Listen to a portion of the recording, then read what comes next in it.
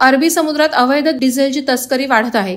उरण अलिबागच्या समुद्र हद्दीत अवैध डिझेल तस्करी जोमात सुरू आहे। या अवैध डिझेल टोळी विरोधात भारतीय तटरक्षक दलानं मोठी कारवाई केली आहे। दिनांक 16 मे रोजी तटरक्षक दलानं जय मल्हार नावाच्या मासेमारी जहाजातून काही अंमली पदार्थासह एकूण 25,000 लिटर अवैध डिझेल जप्त केलं। तटरक्षक दलाच्या म्हणण्यानुसार या कारवाईत 5 तस्करांना ताब्यात घेण्यात आलं असून त्यांना पुढील कायदेशीर कारवाईसाठी मुंबई बंदरात नेण्यात आलंय। जप्त करण्यात आलेल्या 25,000 लिटर डिझेलची किंमत सुमारे 27 लाख रुपये आहे। पकडलेल्या तस्करांनी चौकशीत मोठा खुलासा केला असून त्यांनी सुमारे 5,000 लिटर डिझेल समुद्रात मासेमारी करणाऱ्या बोटींना विकल्याचं कबूल केलंय। या यशस्वी मोहिमेमुळे समुद्रातील डिझेल तस्करी रोखण्यात भारतीय तटरक्षक दलाला यश आलंय। गेल्या 3 दिवसात तब्बल 55,000 लिटर अवैध डिझेल जप्त करण्यात आले। मात्र हे पकडलेले तस्कर फक्त प्यादे असून यांना खेळवणारे हात दुसरेच असल्याचं समजतं।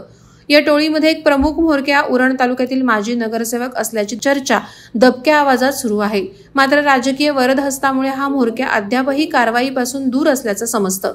सूत्रांनी दिलेल्या माहितीनुसार अवैध डिझेल तस्करांची टोळी अरबी समुद्रात एका जाळ्यासारखी पसरली आहे। समुद्रातून जाणाऱ्या लहान मोठ्या जहाजांच्या माध्यमातून तस्करी होते आणि हे अवैध डिझेल सध्या समुद्रात असलेल्या मासेमारी नौकांना विकलं जातं।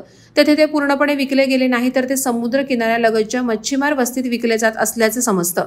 हजारो लिटर डिझेल बोटीत सहज लपवून ठेवता येईल अशा पद्धतीनं तस्करांनी मासेमारी बोटीत बदल केल्याचं समजतं।